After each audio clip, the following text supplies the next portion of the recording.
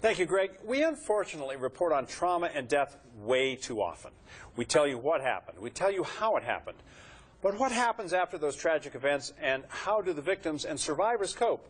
Well, Jill Bernacki is the CEO of the Trauma Intervention Program of Southern Nevada, the codename TIP, and she's going to tell us what happens. Thanks for coming in. You're very welcome. Thank you for having me. Okay, we have a trauma. We have, let's just say, an accident, for example. Your group helps out in the aftermath when the cameras go away.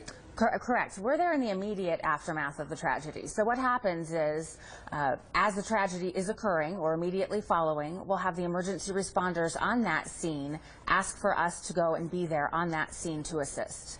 It's often, we don't get that part of the story. Okay, we run off to other stories. Unfortunately, there's a lot of them in this town.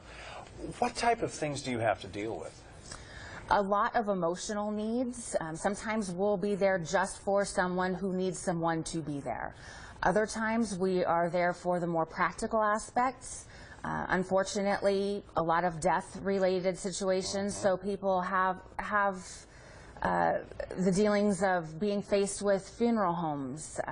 Do we cremate versus do we bury? Just different questions. What do I do with Social Security? So we can be there for the emotional aspects and also the practical. It's not medical, it's not financial, but it is practical. Yes. Okay.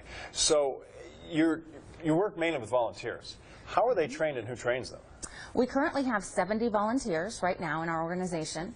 They go through an intensive training session, about 2 weeks, 45 hours of initial training. They're then put through 3 months of field training where they're out on the field with a veteran volunteer. And after that, they commit to 3 hours of continuing education every month so that they're current and up to date on everything they need to be. And they really need to know a lot of things, different things. For instance, what about funeral homes? You know, Social Security, exactly. Perhaps referring somebody for psychological help, right? Exactly. Okay. And how do these people, your volunteers, cope with the trauma that these people go through? We put great emphasis on their self-care and their own health. We do several debriefings with the volunteers after their calls if need be. We have immediate response to them in the aftermath of when they're clearing from a call to give them that emotional support that they might need after they're out on a call. How does someone get involved in your organization? You can either contact us by phone, it's 229-0426, or our website is www.tipoflasvegas.org. Okay, and if you're involved in a traumatic accident or something, you're automatically referred by the emergency responders, though, right? Yes, the emergency responders are the ones that dispatch us out to the scene. Okay, Jill, thank you very much for joining us. It's great thinking people too. Thank you very much.